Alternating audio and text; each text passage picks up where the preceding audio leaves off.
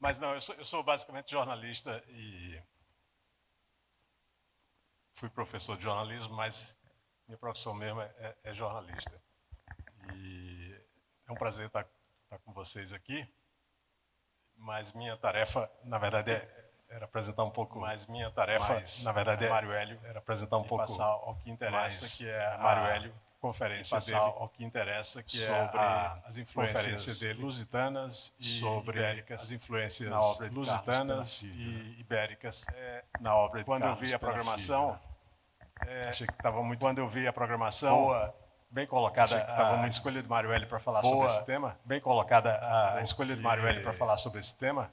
Mário Hélio, porque historiador e jornalista. Mário Hélio e é um dos jornalistas historiador e mais bem qualificados para falar. É um dos jornalistas literatura mais bem qualificados para falar especificamente dos escritores, poetas pernambucanos, recifenses.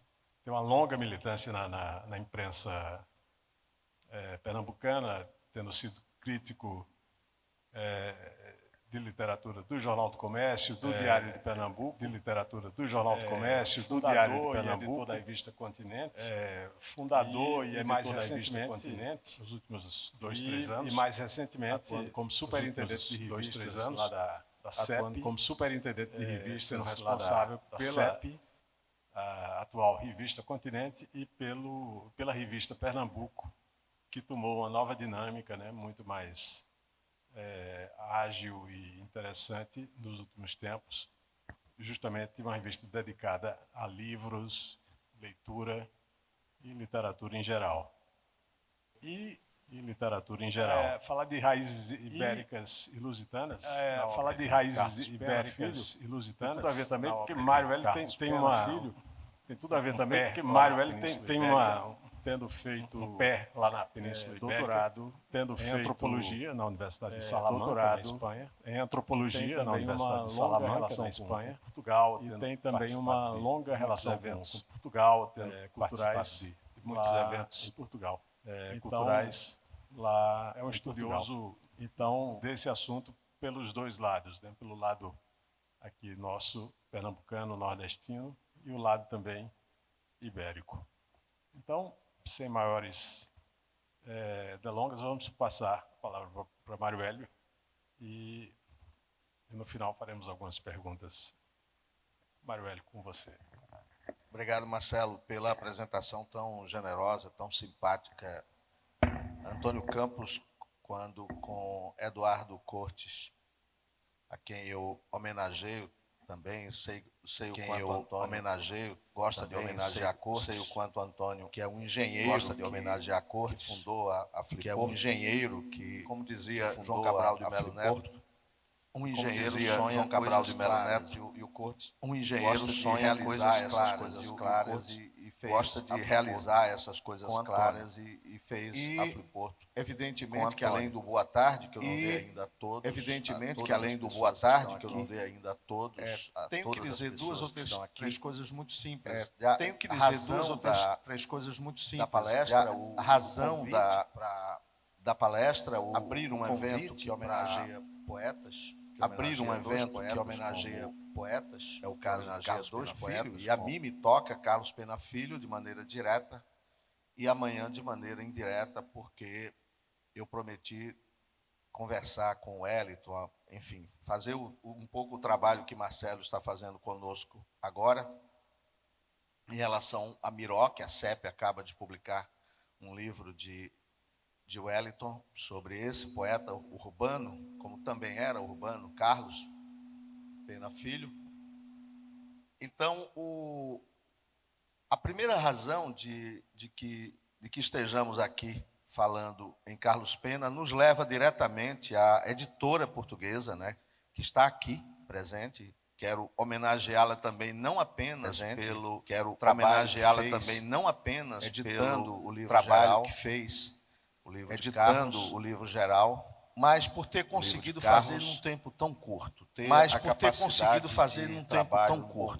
a capacidade da seriedade do resultado, quer dizer, como o Marcelo Abreu disse agora há pouco, do resultado. Nós temos uma ligação muito afetuosa agora com Portugal e com a Espanha. Nós temos uma ligação muito afetuosa com Portugal e com a Espanha. A escolha desse tema, foi proposital, Antônio, no sentido a escolha desse tema de comum acordo não apenas com Antônio, pelas minhas ligações culturais, não apenas pelas minhas de todo tipo com a Espanha e com Portugal, tão próximas, né, na maior fronteira da Europa, tão juntas e tão separadas muitas vezes, mas principalmente porque escolhemos dois adjetivos, o ibérico e o lusitano. Alguém poderia entender isso como sinônimos, mas uma grande coisa que os dois países fazem é, sabendo das suas semelhanças, cada um tem identidades muito marcadas. Cada um tem identidades muito marcadas. No caso específico de Carlos Pena Filho, então, o fato de ser filho específico de Carlos Pena Filho, o fato de ser não é fundamentalmente português, não é fundamentalmente somente isso que ou não nós é somente isso tanto no longo texto de apresentação nós abordamos tanto no longo texto de apresentação dessa nova edição do livro geral e apresentado originalmente na Fliporto, que publicada e apresentada originalmente na Fliporto, que acabou de acontecer mais norte em Portugal, naquela parte mais norte, mas algumas características estéticas, mas algumas características estéticas da obra de Carlos Pena Filho que o ligam a esse mundo tão rico, com pontos de contato e com pontos diferentes, que é o mundo ibérico e o mundo lusitano. Então, eu preparei um texto muito simples, especialmente preparei para que pudesse dizer uns textos de Carlos Pena. Um deles, inclusive, me deu muita alegria encontrar e publicar, não é? E sei que deu muita alegria a Tânia também, porque é um texto em que Carlos Pena Filho homenageia explicitamente Portugal, fala da saudade dele, não é, da terra. Então, eu transcrevi o texto inteiro. A modo teórico, mas tentando ser leve em relação a um grau razoável de complexidade. A um tema que tem um grau razoável de complexidade. Eu penso que nós temos que levar em conta alguns aspectos técnicos. Então, o que eu foi o seguinte: quem diz iberismo pretende, em geral, ser abrangente. Ou seja, pensa em geral o ibérico como algo abrangente, pensa que reúne toda a Península Ibérica como algo abrangente, que reúne toda a Península Ibérico vem de Iberos, que era um povo, do rio Ebro, não é, que corta. Portugal e Espanha têm em comum dois belos rios, o rio Douro e o rio, não é, Tejo. Então, isso daria por si só uma palestra, essa ligação dos dois países pelos rios. Então, quem diz iberismo pretende ser abrangente, os países da Península, Espanha e Portugal. Qual o sentido, então, de particularizar-se o lusitanismo? Pela simples razão de sublinhar as diferenças identitárias, e, embora semelhantes, esses países não são idênticos. Deve-se também esclarecer que, ao escolher as raízes ibéricas e lusitanas, não há pretensão de ingressar na ideologia dos nacionalismos, tão somente admitir características culturais relevantes que singularizam as literaturas espanhola que singularizam as literaturas e os seus desdobramentos nas colônias e ex-colônias. Carlos Pena Filho é um poeta brasileiro. Carlos Pena Filho é um poeta brasileiro. O poeta viveu uma longa temporada em Portugal nos primeiros anos de sua vida. A memória desse contato real com o lugar dos seus ancestrais reflete-se com o lugar dos seus ancestrais mais relevantes. Num dos seus sonetos mais relevantes. Vou me banhar antes que chegue a aurora, na ribeira mais pura e cristalina. Vou procurar a estrela matutina, vou calçar as sandálias. Vou-me embora. Vou partir para a vila, sem demora, ao meu Natal de neve e chuva fina. Vou recriar meus olhos na campina e no monte nevado, como outrora. Meu avô já me espera na soleira da antiga porta, para me mostrar o presépio que armou junto à lareira. Que armou Natal de antigamente que se esconde nos sapatos antigamente que se esconde nos sapatos da infância. Em meu avô, em meu olhar, em meu avô, Vila do Conde. E em ti, Vila do Conde. Então está a homenagem de Carlos à Vila do Conde. Então está a homenagem de Carlos passei durante vários dias do Conde, com onde passei durante vários dias, não é? Em sua casa. Walter Ugumãe, que me recebeu em sua generosamente casa, me fez conhecer tanto daquela generosamente região, me fez conhecer tanto que daquela região carnalmente, não é? Que Carlos conheceu vivamente, não só espiritualmente. Temos aí uma infância sintetizada num lugar, Vila do Conde, num tempo marcado pela familiaridade e pela intimidade. Expressões como sapatos da infância e meu avô põe em relevo a atmosfera familiar e íntima, mas o mais importante aí, para o vínculo profundo, é quando o poeta diz, meu olhar. Carlos Pena Filho foi um poeta sensorial. Quando aqui sublinha-se esse meu olhar, é fácil associá-lo à visão. No entanto, estaria de todo incompleta e distorcida a leitura da sua poesia se não enfatizarmos a energia da oralidade aí presente. E da musicalidade falar e escutar aí presentes. São tão importantes quanto olhar. São tão importantes quanto olhar. Ver e perceber.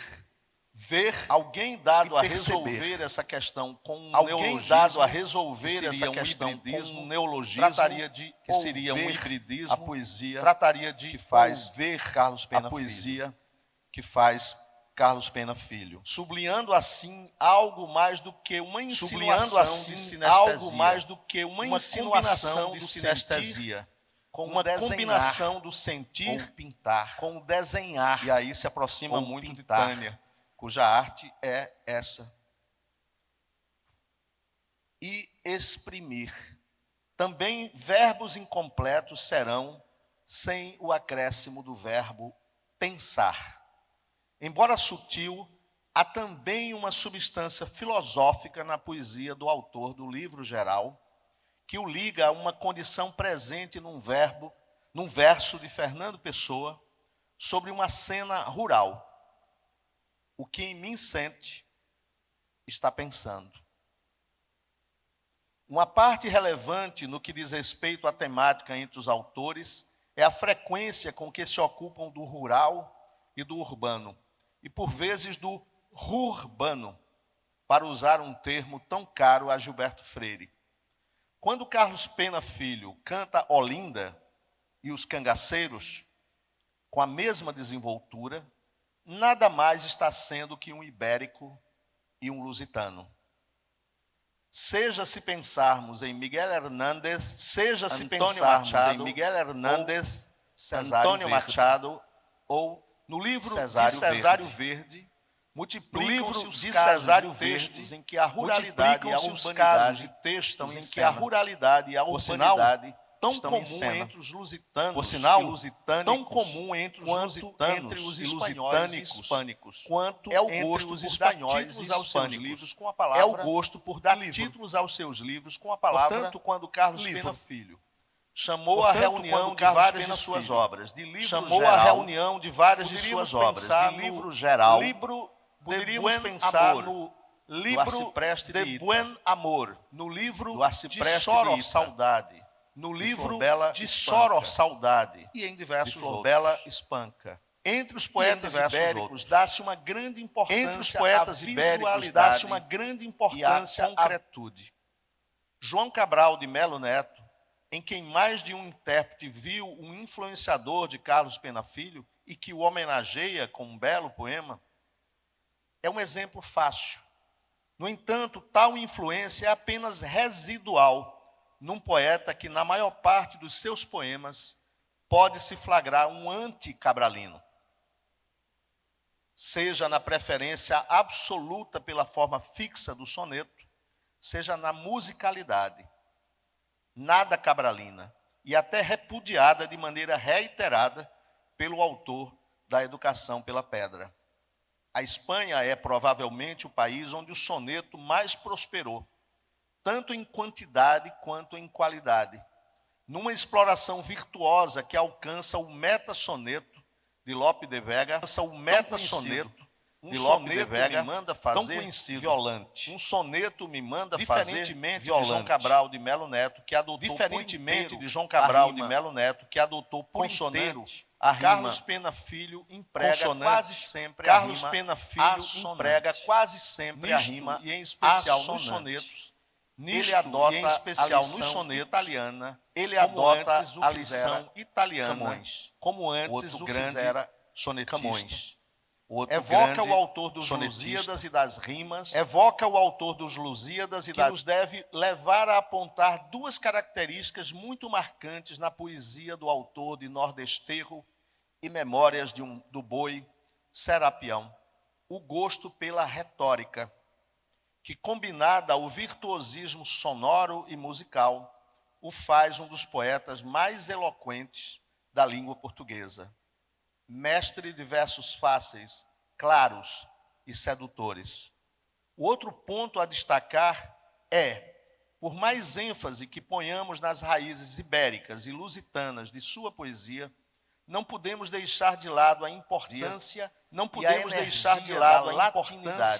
e a energia da latinidade.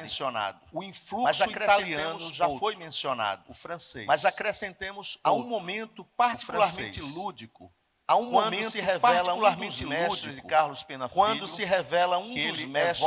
Pena Filho, e dialoga, que ele evoca a Charles Baudelaire.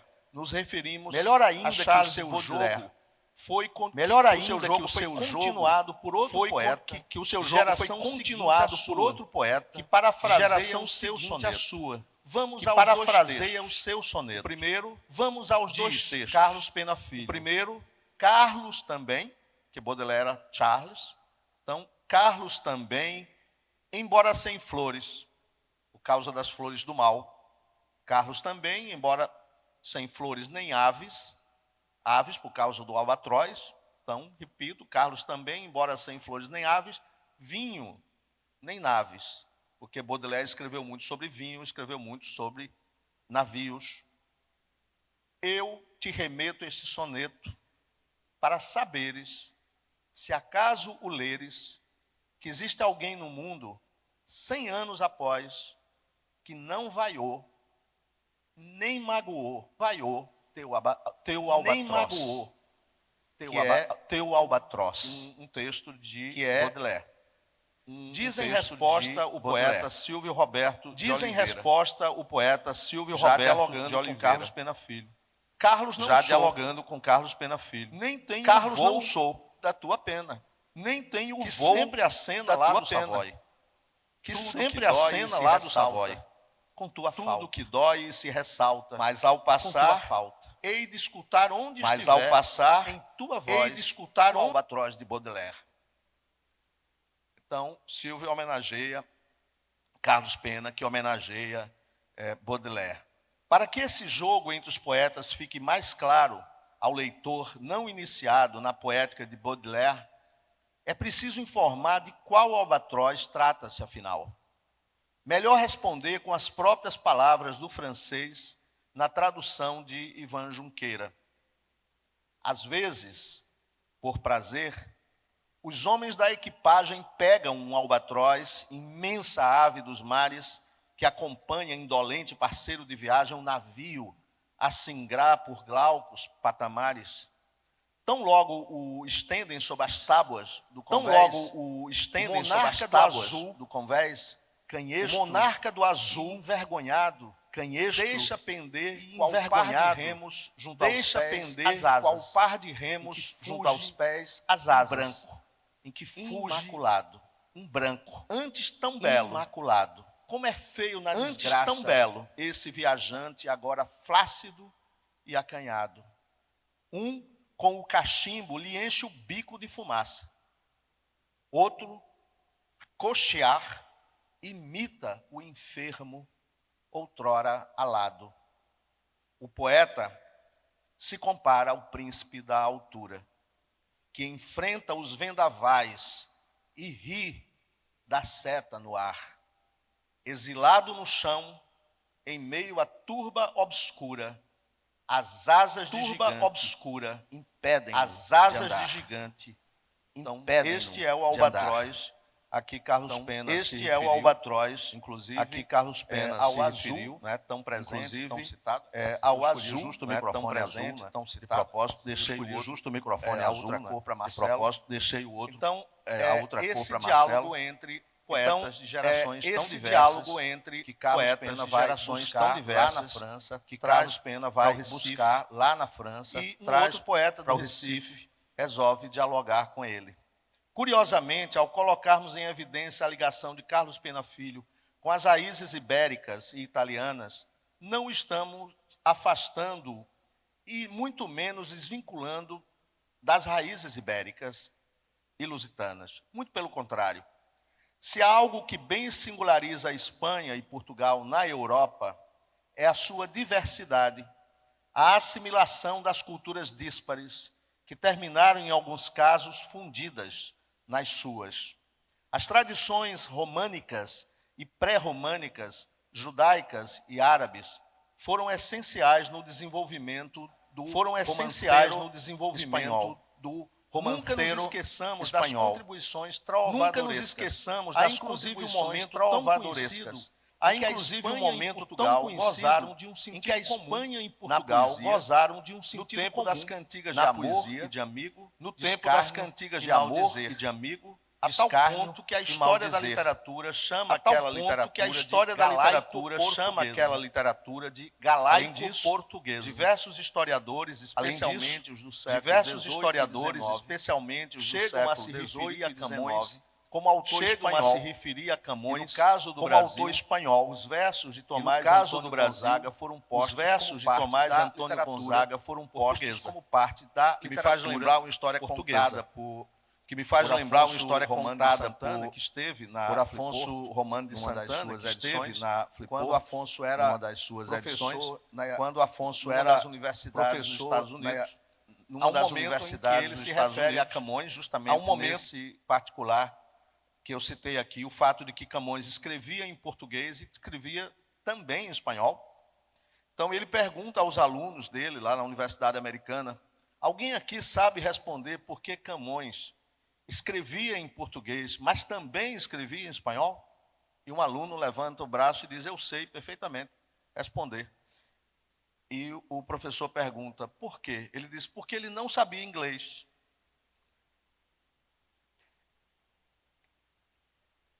Quem lê o Guia Prático da Cidade do Recife, de Carlos Pena Filho, ou até conhece suas crônicas e alguns dos seus versos apócrifos e burlescos, não deixará de pensar em satíricos como Bocage, e sobretudo Gregório de Matos, se não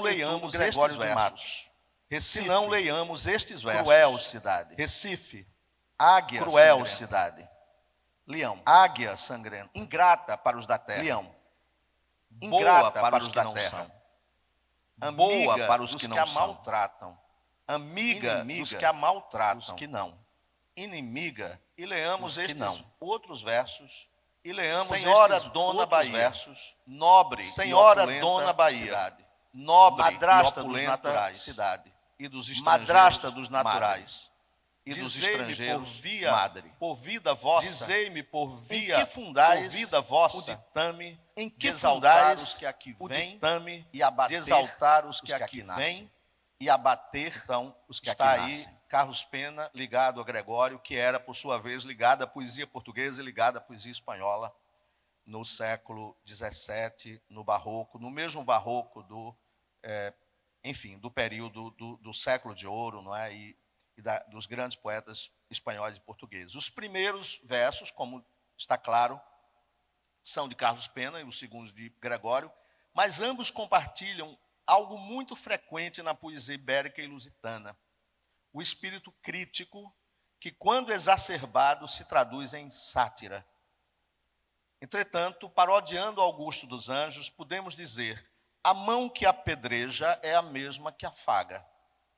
O mesmo poeta que ironiza arma-se de sarcasmo, crítica, até asperamente, o lugar onde vive, é o que fala de amor, das devoções cristãs.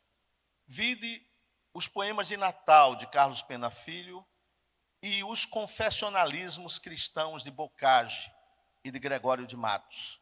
E junto a isso, ou como parte disso, cantam a natureza, a vida rural, os costumes. Aliás, o costumbrismo é uma das marcas da literatura espanhola.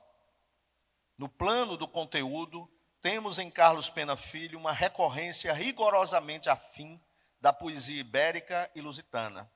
Canta ele também a nostalgia, a ausência, a paisagem, as coisas naturais, com destaque para o mar, a costa, o campo, e certos aspectos da transcendência, e certos aspectos da transcendência e a condição humana. A passagem do tempo, sendo um poeta ao mesmo tempo atávico e telúrico, sendo um poeta ao mesmo tempo atávico e suas raízes, abrange a terra, suas raízes, a consciência da língua, a identidade, a consciência da língua como pátria, no sentido plural da palavra, do humor, da vida cotidiana, plural da palavra, das tradições, da vida cotidiana, das inquietações, das tradições, das profundezas do inconsciente e do sonho, das profundezas do inconsciente e do sonho, algum visionarismo, e não está alheio, que abrange a própria algum morte. Visionarismo, daí que abrange a própria morte. A dor.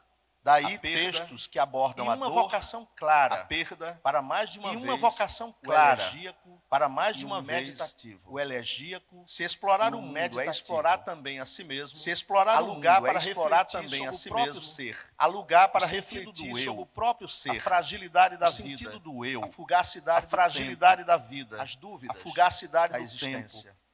Formalmente, Carlos Pena Filho recorre na maior parte das vezes, Carlos Pena Filho recorre na maior parte das vezes da poesia ao decassílabo, mas estão presentes também as redondilhas, mas estão presentes também as redondilhas, os versos propícios à canção, os fez e foram musicados por Capiba. Os fez e foram musicados da língua e da linguagem, Carlos Pena Filho, no plano da língua e da linguagem, Carlos Pena Filho, correto, formalismo, organizado, tem mais a ver correto, com a poesia claro, portuguesa, tem mais a ver com a poesia portuguesa que com o primeiro modernismo brasileiro, que com o primeiro modernismo brasileiro estão com a sua própria afinidades eletivas estão com a sua própria geração literária. Era 9 anos mais moço que João Cabral, era 9 anos mais moço que João Cabral, no plano mais da cosmovisão, no plano mais da cosmovisão moral, na poesia, há uma filosofia moral. Um dos momentos mais originais da sua própria definição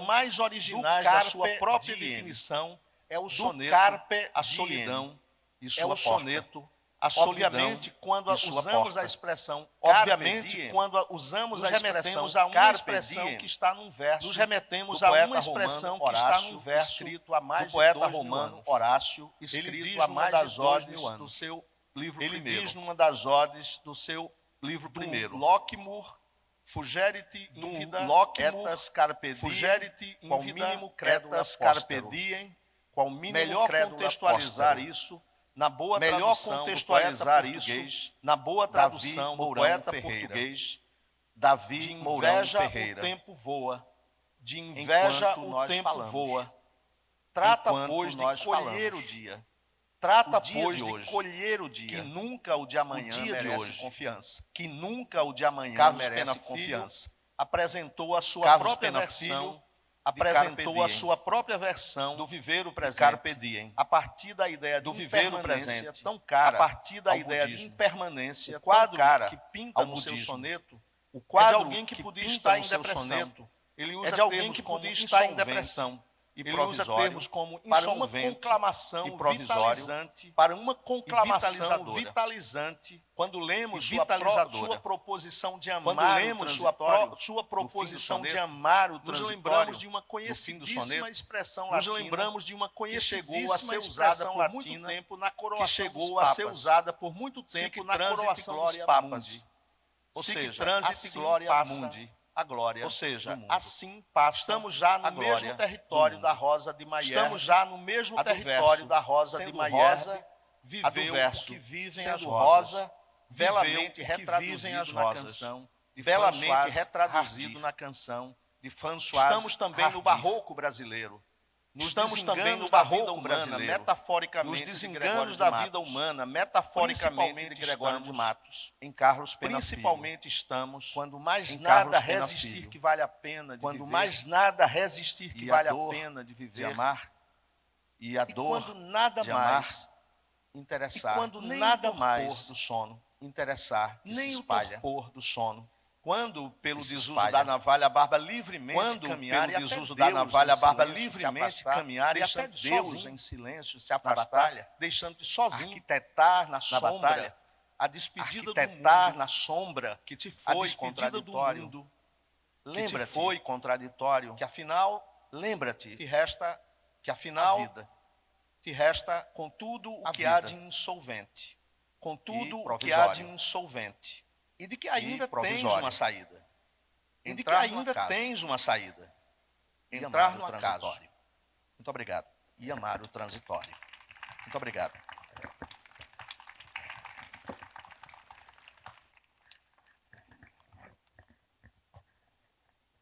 Mário Hélio, gostaria de fazer uma pergunta. Pelas suas pesquisas, essa influência ibérica em Carlos Pena Filho, até que ponto ela teria sido uma coisa direta, uma influência direta, considerando que o pai dele era português, os avós com quem ele morou lá em Portugal também, né, claro, eram portugueses, e ele mesmo passou, parece que cerca de 4 anos lá, entre os 8 e os 12, estudando em Portugal. Teria sido alguma coisa assim diretamente, ou seria mais a influência que todos os poetas têm de leituras e o ambiente que vivia aqui mesmo em Recife, como adulto depois?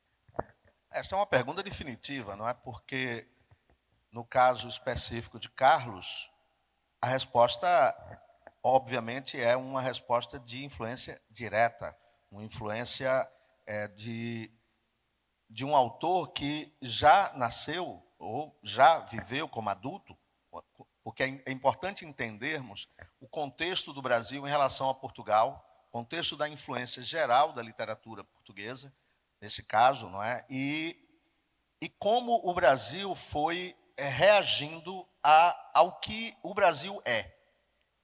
Agora mesmo o Brasil vive uma nova época de reação. O Brasil tenta se afirmar corretamente, justamente, tenta assumir algo do que fugiu muito tempo. O Brasil não quis ser negro, por exemplo. O Brasil quis negar que era africano. Quis negar que havia mais africanos no Brasil do que portugueses. Portugal sempre teve uma população pequena, os que vieram para cá foram poucos, homens, fundamentalmente. Então, Carlos Pena Filho prospera como autor numa sociedade, numa cultura em que o dogma fundamental era a literatura francesa.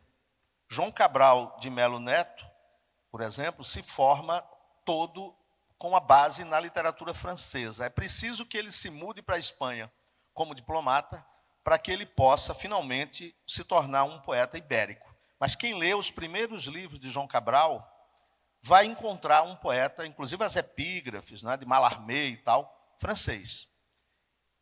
O Brasil reagia, desde o modernismo, reagiu a Portugal, mesmo quando nós temos o caso de Manuel Bandeira, de Portugal, meu avózinho, e um autor assumidamente influenciado. No início do século, por exemplo, quem se der a curiosidade de ler um jornal, vai ficar surpreso que o que hoje nós chamamos de vitrine, por influência francesa, na época se dizia montra, que é o termo que os portugueses usam para vitrine. Então, no caso de Carlos Pena, essa presença direta do pai, que era comerciante, veja, o pai não era um intelectual, mas mesmo os comerciantes e mesmo os que não eram intelectuais nem poetas, numa geração que tem uma formação melhor do que numa geração que tem uma formação melhor do que sensibilidade e gosto, e essa literatura portuguesa e essa literatura portuguesa foi uma literatura presente, mesmo que foi uma literatura presente, mesmo que sufocada ou negada. Carlos Pena Filho teve a vantagem porque teve isso em casa, teve a vantagem porque teve isso em casa, numa idade fundamental com o país, que é a infância, numa idade fundamental, adolescência, que é a infância entrando na adolescência, pelas suas próprias leituras. Obviamente, então, pelas suas próprias leituras. Essa presença, então, eu não diria essa presença, eu não diria nem influência, que se pode ler, porque evidentemente que se pode ler perfeitamente a poesia de Carlos Pena Filho, da poesia portuguesa e da poesia portuguesa e da poesia espanhola. Eu citei agora, né, na fala, exemplos diversos quanto à técnica, quanto à temática, exemplos diversos quanto à técnica, quanto à temática. Alguns poetas brasileiros têm uma temática, alguns poetas brasileiros têm uma temática acentuadamente coloquiais, acentuadamente mesmo coloquiais, a poesia coloquial de Carlos Pena mesmo Filho, a poesia coloquial de Carlos Pena Filho é uma poesia medida, esse formalismo formal português, então esse formalismo também português que existe no desenvolvimento da literatura modernista, veja o caso do Fernando Pessoa, da literatura modernista, que era veja o caso de Fernando Pessoa, que era um autor de influência anglófila, principalmente, mas a poesia de Pessoa, mas a poesia de Pessoa assimila o Walt Whitman, quando não assimila o Walt Whitman, então não é tão solto. Eu te respondo de uma forma direta. Eu te respondo de uma forma direta. E o interesse formação dele, porque não basta a formação, a assimilação, não basta a formação, e as características de uma obra, e as características de uma obra por um interesse profundo. Tudo isso se dá por um interesse profundo, de conhecimento e de algo que já há nele. De conhecimento e de algo que já há nele. Nos versos dele, presente em parte por essas razões que eu citei, mas há outras. Em parte por essas razões que eu citei, mas há outras razões que poderiam rastreadas, ser, inclusive, usar um termo muito da atualidade, não é? Rastreada nos versos da atualidade, rastreada nos versos. Você vai encontrar, como eu citei o caso, você vai encontrar Gregório de Matos, que é um poeta de Gregório de Matos, por exemplo, que é um poeta, uma obra todo espanhol, é bastante influenciada uma obra pela poesia espanhola. Alguns até o chamavam de plagiário espanhola, alguns até o chamavam de plagiário. Então é um poeta clássico dessa poesia. Então um poeta clássico vai beber em fontes clássicas. Então um poeta clássico vai beber em fontes clássicas, embora conheça, como eu citei, espanholas, embora conheça, como eu citei, francesa, e não nos esqueçamos que a poesia portuguesa deve muito à poesia italiana também. Portuguesa deve muito à poesia italiana também. Eu fiquei curioso de saber um pouco mais sobre essa edição. Eu fiquei curioso de saber um pouco mais sobre essa edição Luso brasileira que você organizou. Já havia edições dele em Portugal? Já havia edições dele em Portugal. O que é que ela primeira e abarca, como é que foi além dos próprios poemas? Abarca além dos próprios poemas. Veja, eu não posso nem dizer exatamente. Eu não posso nem dizer exatamente usado por você, por Antônio Campos, tão generoso usado por você, por Antônio Campos, por Tânia. Claro que eu poderia, como editor. Claro que eu poderia, como editor, nós nos conhecemos na minha atividade como editor, na minha atividade como editor de revista, mas editor atual, de livros, mas não só editor de revista, mas editor de livros, editora de como Débora, que está aqui também, editora de livros. Claro que eu poderia organizar uma obra. Claro que eu poderia organizar uma obra de Carlos Pena Filho. Isso não vai nenhum autoelogio, é somente uma questão. Isso não vai nenhum autoelogio, é somente uma questão de ordem técnica. O livro geral, a nova edição do livro geral, o livro geral, a nova edição do livro geral, que é fundamentalmente a outras, três pessoas, né, fundamentalmente a outras, envolvidas, quatro. Eu diria quatro pessoas, não é?Ântônio Rodrigo, Antônio Campos, Tânia Rodrigo, Antônio Campos, Portugal e a editora e Portugal e a editora que eu homenageei agora há pouco, do livro que eu homenageei agora há pouco, citei. Em termos, Marcelo, estruturais. Em termos, Marcelo, o livro geral de Carlos Pena não tem o livro geral de Carlos Pena não tem ao longo das várias variações que ele teve. Ao longo das várias reedições eu tratei de respeitar a dedicatória, tratei de respeitar a dedicatória, uma série de questões que não são apenas uma série de questões que não são apenas sentimentais, que não são apenas afetivas. Se há algum mérito é de ter escrito se há algum mérito contextualizando um longo texto, essa obra, contextualizando essa obra, trazendo à luz algumas informações, inclusive texto, que não estava no livro geral.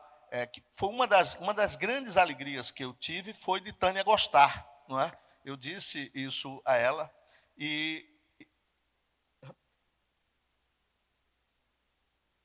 Pois é, então ter encontrado um texto que Tânia procurava para colocar, inclusive, nesse livro, e eu escrevi um texto, inclusive, muito maior do que esse, né, para não ficar uma coisa desproporcional, tomou aquela forma, mas o livro geral, nessa edição luso-brasileira, na verdade, lusa, não é porque foi concebida aqui, mas foi feita em Portugal, e Antônio está cuidando também de fazer uma edição brasileira, ela não difere fundamentalmente das outras edições, ou seja, estão os textos de Jorge Amado, não é, de Manuel Bandeira.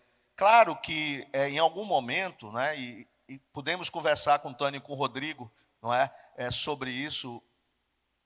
Claro que Carlos Pena merece uma edição do livro geral com uma fortuna crítica, por exemplo.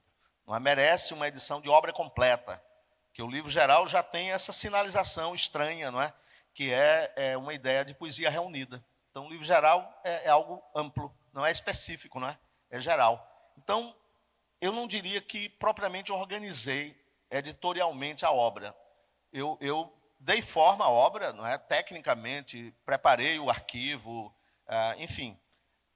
Mas acho que Carlos Pena não só merece uma nova edição da sua obra geral, mas merece uma edição acrescida de vários outros elementos, não é, que são desconhecidos da nova geração.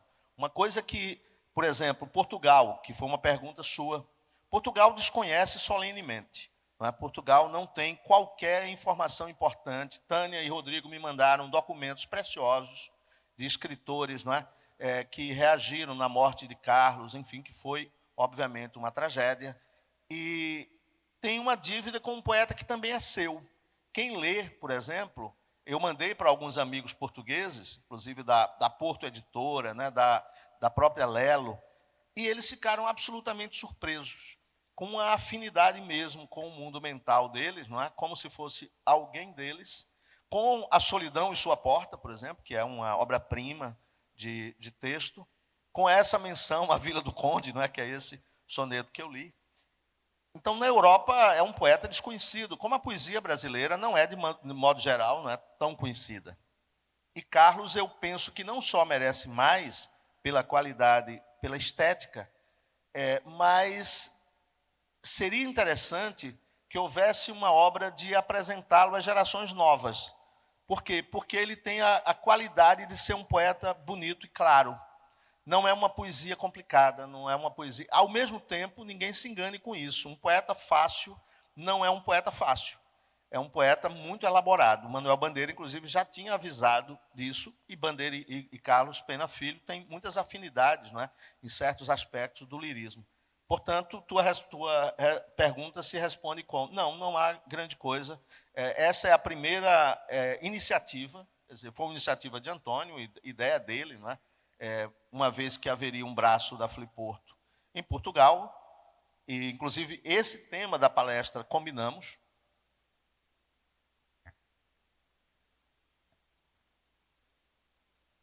Exatamente, Antônio está lembrando uma conversa que tivemos no Porto, no Porto, exatamente. Exatamente no Porto, no ano do centenário, né, do bicentenário da independência do Brasil, nós nos encontramos no Porto com Arnaldo Saraiva e esse livro nasceu num almoço, exatamente, num almoço no Porto. Então, eu espero que, na verdade, essa edição ela seja a primeira, não é?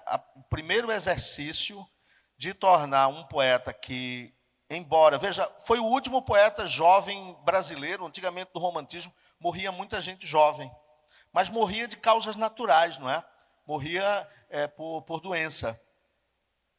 No caso de Carlos Pena, uma vida tão cedo, ter deixado uma obra inteiramente sólida e republicada e traduzível, não é? Também. Então, eu acho que essa semente, esse primeiro ponto, pode estimular outras iniciativas, mas efetivamente essa história nasceu com um professor português, não é, que é um dos grandes nomes, não é, da crítica literária portuguesa, provavelmente quem melhor faz a ponte de Portugal com o Brasil. Então, essa iniciativa surgiu desse jeito. E acho que outras podem surgir também. Certo. Inclusive com possibilidade de traduções, talvez, né? Sem dúvida, porque é um poeta exigente em termos de tradução, mas é claro, tem uma grande qualidade que é a clareza. É formal, não é? Não tem uma grande complexidade em termos de linguagem, no sentido de que as palavras são as palavras. Certo. Antônio.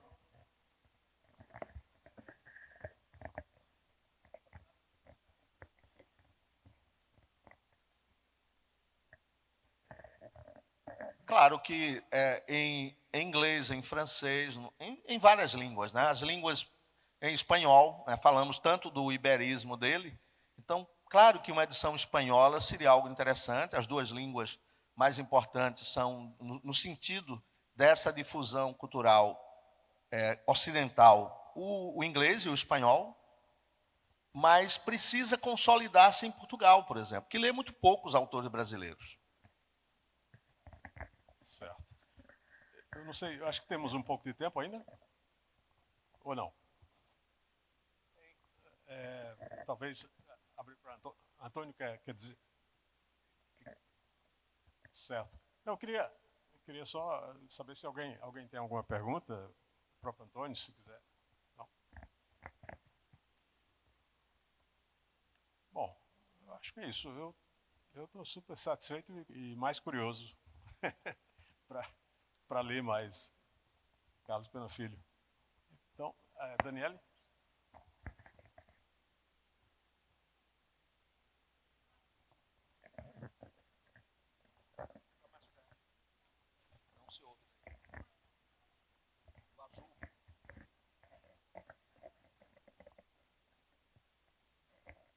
Boa tarde, gente. É uma curiosidade minha. Carlos costuma ser conhecido como poeta do azul, mas você me observou que é o poeta do azul e do verde, que você ressaltou isso, e eu estou desde aquele dia com isso na cabeça. Eu queria que você explicasse um pouco. Hoje você falando sobre a narrativa dele da terra, do oceano, essa narrativa portuguesa da nostalgia, eu acho que talvez a resposta seja por aí, mas não sei se é.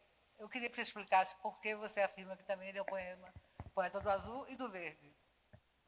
Bom, na verdade, a pergunta é boa, porque toca num dos clichês dos lugares comuns associados ao poeta, e óbvio que Carlos Pena é mais do que o soneto do Desmantelo Azul, do que do guia da cidade, guia prático, né, da cidade do Recife, e de textos muito conhecidos, Rosa Amarela e tal. Basta falar da Rosa Amarela para dizer que não é só azul, não é? Então, claro que é mais fácil nós estabelecermos, gostamos muito dessas simplificações. João Cabral de Melo Neto, muito antes de mim, destacou essa importância da cor verde. Mas se nós lemos os textos de Carlos Pena, e eu destaquei coisas sensoriais, não apenas cores, mas outros sentidos que aparecem, sonoridades, enfim, aliterações, assonâncias e menções à musicalidade. Então, é muito mais fácil, em termos jornalísticos e em termos publicitários, escolher uma cor como azul e defini-la, mas eu penso que se Carlos Pena Filho estivesse fisicamente aqui entre nós, não se reduziria a um poeta do azul, senão de todas as cores. Eu até comento no texto do livro algumas leituras do simbolismo, porque há uma predominância, uma preferência tão grande na sociedade pela cor azul. Isso também está comentado. Então, não creio, Daniele, que seja nem somente azul, nem somente verde, nem somente amarelo. Então, eu prefiro pensar em Carlos Pena Filho como poeta de todas as cores, e não apenas de uma em particular.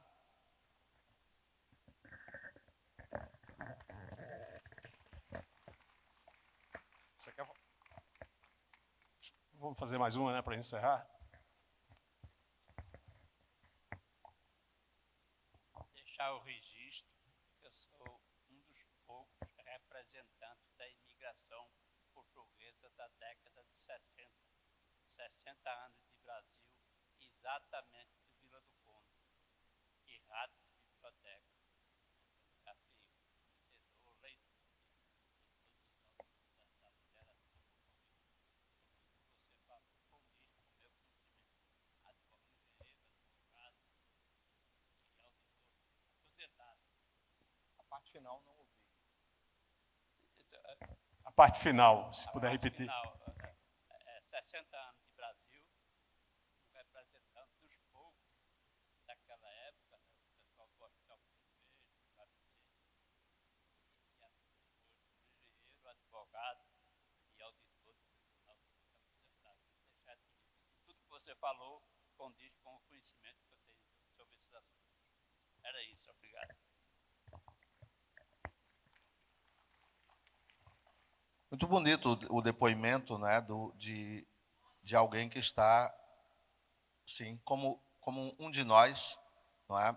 E do mesmo jeito que somos também, queiramos ou não, um pouco portugueses, não é? um pouco espanhóis, um pouco de tudo que nos formou e continua nos formando. E as trocas continuam, né? Não pararam no passado. Isso é interessante. Bom, pessoal, então, sim, mais alguém?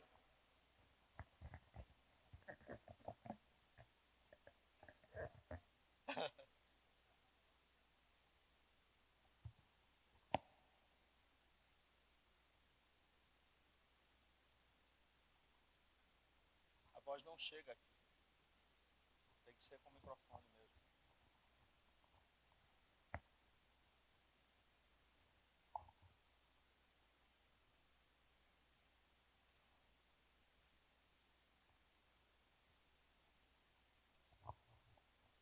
É o seguinte, eu queria dizer que vi aqui hoje à tarde.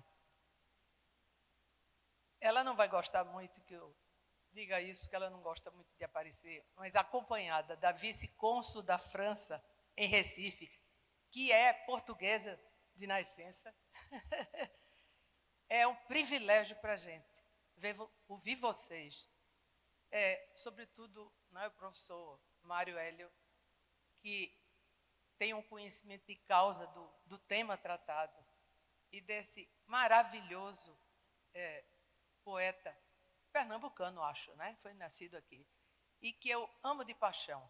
Então, eu queria fazer esse registro que raras vezes em Recife nós temos um privilégio de ouvir vocês aqui falando tão bem sobre alguém, né? E inclusive, eu não sabia, por exemplo, que a Carlos Pena Filho era filho de portugueses.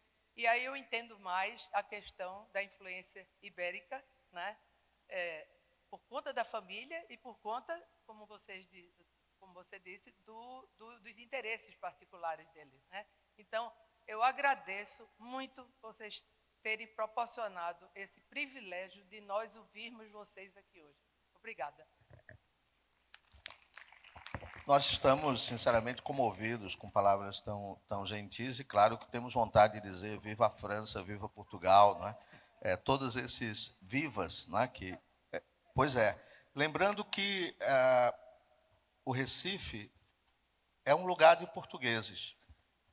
É um lugar muito em que a culinária portuguesa, em que a presença portuguesa é muito forte. E, inclusive, já falamos da facilidade de Carlos ser um poeta com uma presença lusitana tão grande pela origem, organicamente, não é? Nesse sentido até.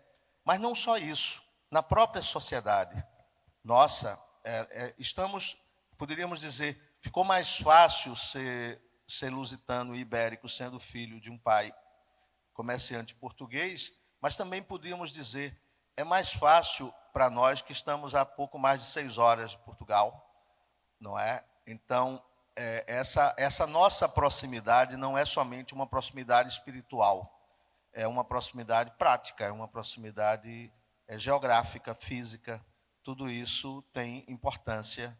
E claro que o que eu proponho a vocês, aos que gostam da poesia de Carlos Pena Filho, e sem consultá-la, não é? Mas eu acho que o privilégio que nós temos é termos conosco Tânia, porque há uma coisa que eu senti muito frágil, e digo isso muito a sério, como jornalista e como alguém que trabalha com a história.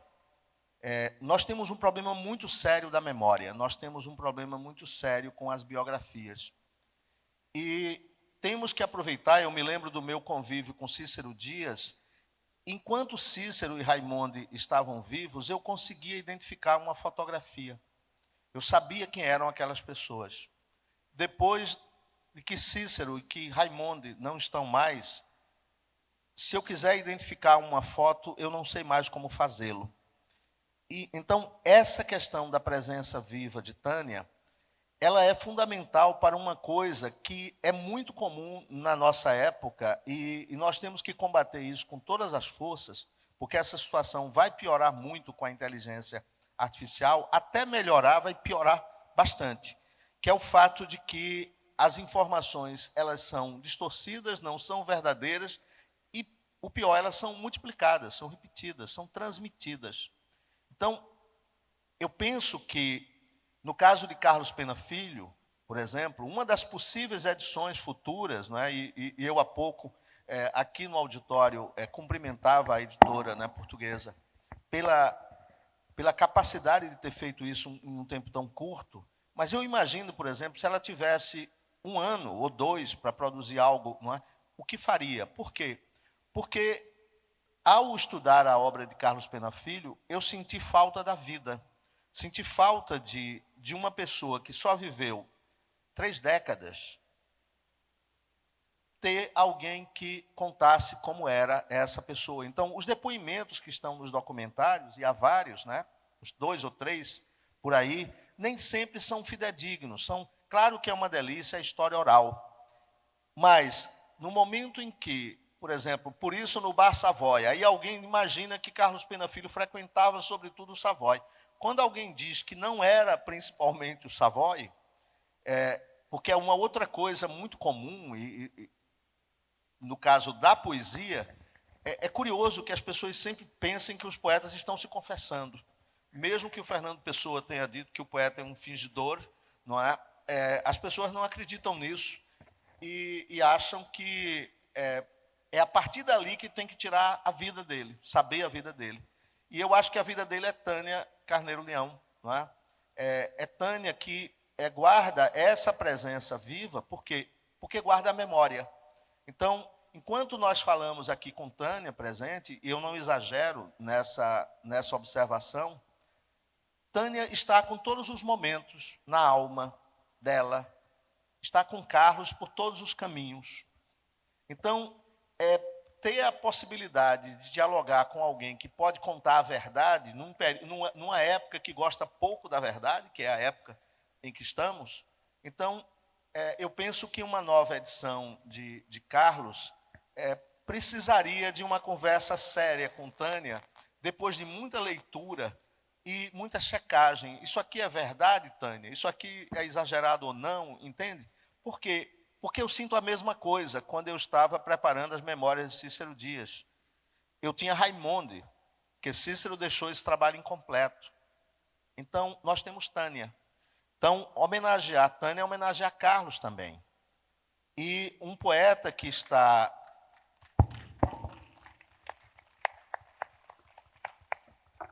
vivo pelas obras, eu brinquei até dizendo isso, né, num texto, que é uma coisa muito cristã, a salvação pela graça ou a salvação pelas obras. A salvação pela graça ou a salvação pelas obras. As duas coisas acontecem. No caso de um poeta, as duas coisas acontecem. Só estamos falando literalmente, de Carlos Pena Filho porque só estamos falando de Carlos Pena Filho porque mas é bom ele tem uma obra muito grande de forma abstrata. Mas é bom não pensar nisso de forma abstrata. Como a nossa amiga tão gentil, como a nossa amiga tão gentil nos disse há pouco, Se ela gosta tanto da poesia de Carlos Pena Filho, um dos trabalhos nossos é lê-lo, simplesmente ler. Um dos trabalhos nossos é lê-lo, porque não há uma forma de assimilar a poesia, porque não há uma forma de assimilar a poesia senão a maneira medieval. E lendo, inclusive, em voz alta, a maneira medieval de ler. Algo muito antigo, a maneira antiga eu entendo que e aí esse trabalho de reedições constantes, esse trabalho de reedições constantes é a maneira de um caso de Carlos Pena, do que eu mais senti, no caso de Carlos Pena, do que eu mais senti, ele não foi tanto a fortuna crítica, justas e injustas, ele teve injustas, justas, como a de Olívio Montenegro, né? Que injusta, por exemplo, como a de Olívio Montenegro, né? Que esse texto mesmo ele desdenha Baudelaire, mas teve críticas muito boas, nacionais, foi um poeta nacional muito boas, nacionais, foi um poeta nacional Recife terminou sendo muito acanhado, e como o Recife a poesia dele não ganhou uma grandeza, a poesia dele não ganhou uma grandeza maior. Nós pernambucanos temos uma característica muito curiosa, nós pensamos em Nova York, em Paris, nós pensamos em Nova York, na Itália, em Paris, não é? Pensamos Portugal até um dia desses, não é? Os brasileiros Portugal até um dia desses para Miami. Os brasileiros então, mal queriam ir para Miami. Não sabem inglês. Então, como boa parte dos brasileiros não sabem inglês, sem saber resolveu refugiar-se em Portugal, então, sem saber muito bem no fim das contas. Então, esse salto no fim das contas, esse salto que nós damos nos priva de uma coisa essencial. Nos priva de uma coisa essencial. Pena Filho comece a ser de fazer com que Carlos Pena Filho comece a ser de fato conhecido no Brasil, em Pernambuco. Ou seja, essa ambição transatlântica, né? Essa ambição não deve nos privar da obrigação de dizer ao Brasil, olha, vocês têm da obrigação de dizer ao Brasil, olha, vocês têm um grande poeta que precisa ser conhecido pelo Brasil, porque não é conhecido. Eu não posso me queixar pelo Brasil, porque não é conhecido. Eu não posso me queixar que Portugal não conheça Carlos Pena Filho, exceto por esta edição pioneira. Eu não faço nada para que ele seja conhecido no Brasil. Eu não faço nada para que ele seja conhecido no Brasil, que fez. Me lembro quando Edilberto Coutinho que fez uma antologia dos melhores poemas de Carlos Pena Filho para Global. Ora, mas depois de Edilberto, quem foram, não é? Os outros apaixonados, porque a poesia tem essa característica. É o tipo do assunto que você só se liga por paixão. Poesia não tem nenhuma utilidade. Portanto, ninguém se liga a um poeta ou à sua poesia por qualquer motivo. Liga-se por motivo nenhum.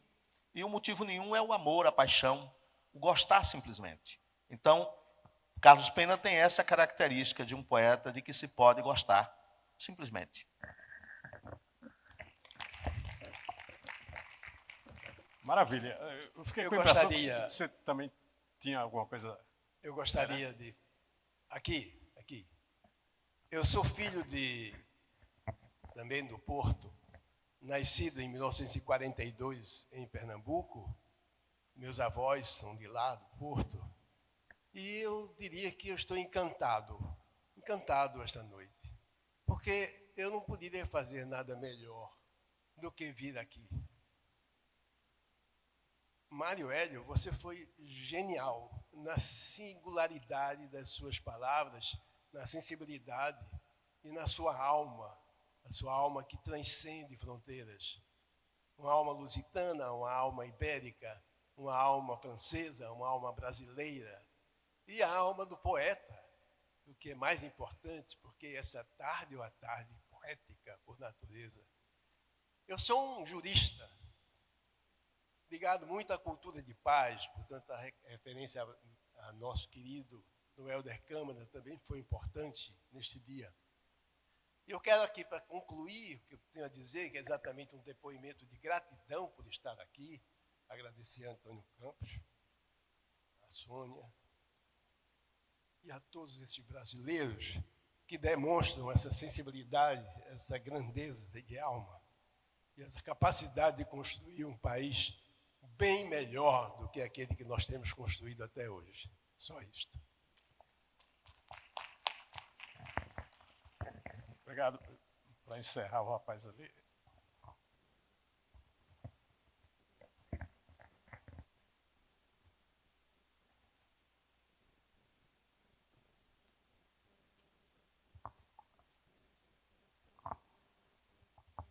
É muito pesaroso quando uma palestra dessa tem que acabar, né?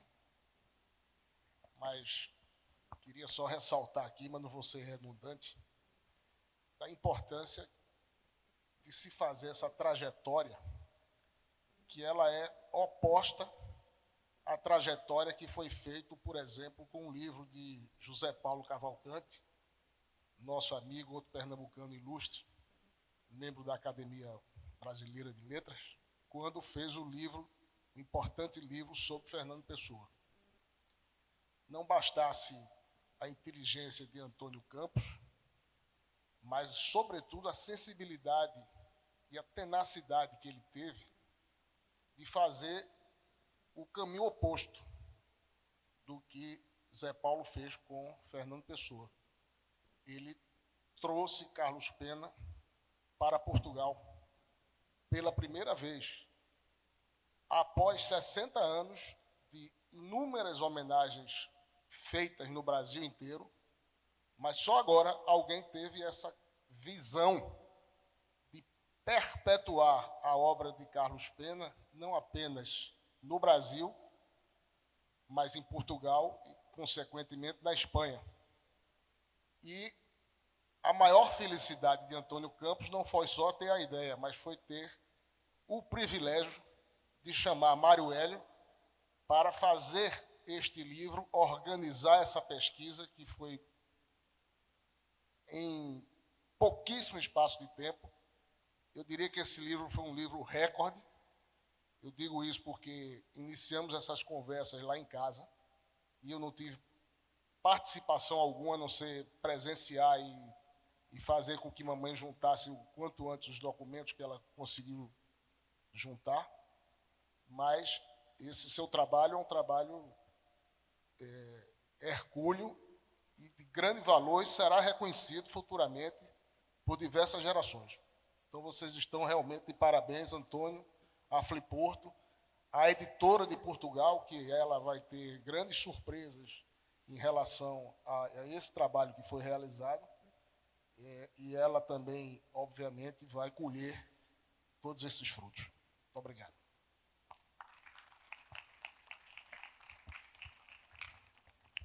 Mário Hélio, quer comentar alguma coisa? Não, somente agradecer o tão doce depoimento do nosso amigo do Porto, de 42, depoimento de Rodrigo, não é? Enfim, isso já está se tornando algo profundamente afetivo. Então, é evidente que estamos muito contentes que falar sobre Carlos Pena Filho termina sendo... Pois é, veio uma sugestão tão boa. Então, claro que um poeta tão amoroso, tão vivo, não é? Porque, efetivamente, A Solidão em Sua Porta, que foi o último texto que eu li dele, é uma conclamação à vida, e mesmo ao Carpe Diem de Horácio. Então, é evidente que estamos contentes que haja essa empatia, que haja essa resposta tão positiva e tão, de fato, comovente. Então, obrigado, que vocês tenham gastado, não é? Ou gasto, como outros preferem, parte do... Veja que, de vez em quando, eu me traio nessas expressões mais ibéricas, né? Trocando um pouco o modo de lá para cá, que tenham dedicado um tempo a essa obra. Acho que a melhor coisa que nós podemos fazer aqui, eu e Marcelo, para concluir, é um convite à leitura. Leiam Carlos Pena Filho, quem já o leu, releiam. Uma grande coisa não é só ler, a melhor coisa é reler as coisas que nós gostamos e que se adite mais e que, sobretudo, se leia mais. Com isso, nós cumprimos o que é o propósito, que é falar de um grande poeta numa época que precisa cada vez mais de poesia, certamente, para que continuemos humanos se ainda estamos interessados nisso. Muito obrigado, Mário Hélio. Aplausos. Obrigado a todos vocês. Lembrando que a Fliporto 20 anos é um oferecimento que conta com o apoio da Lei Rouanet, com o apoio da editora IMEP, Governo de Pernambuco e da Fundarp, com patrocínio da Caixa Econômica Federal, Tintas Iquine, Pitu e Livraria do Jardim.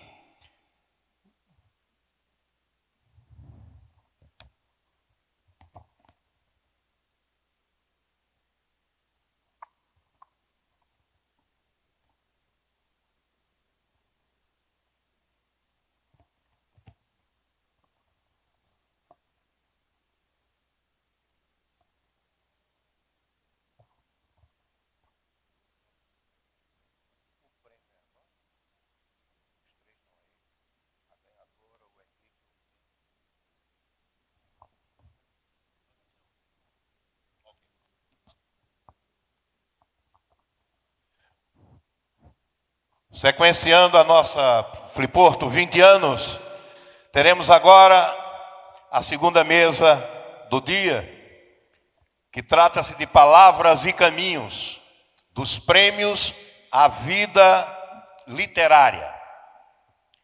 E contará com Ayrton Souza, Henrique Rodrigues e a ganhadora do prêmio Caminhos de Literatura, que é a advogada e escritora Paula Novaes.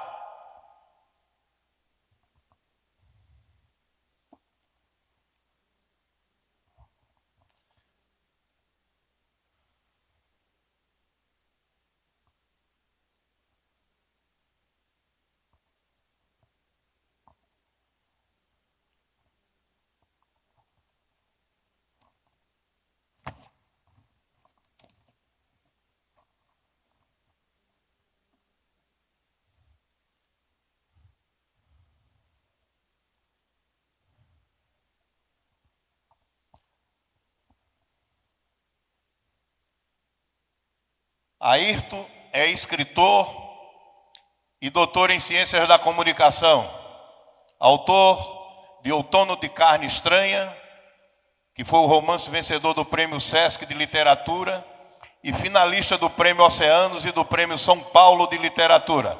Recebamos Ayrton Souza com os aplausos.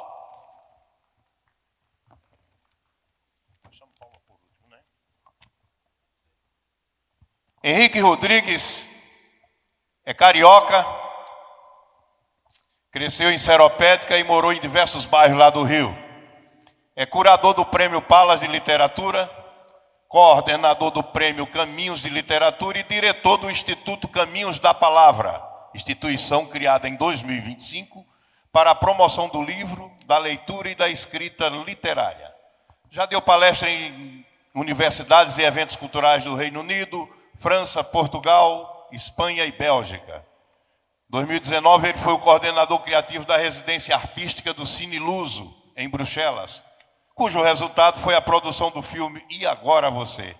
É também cronista do jornal Rascunho e colunista do portal Publish News. Com vocês, Henrique Rodrigues.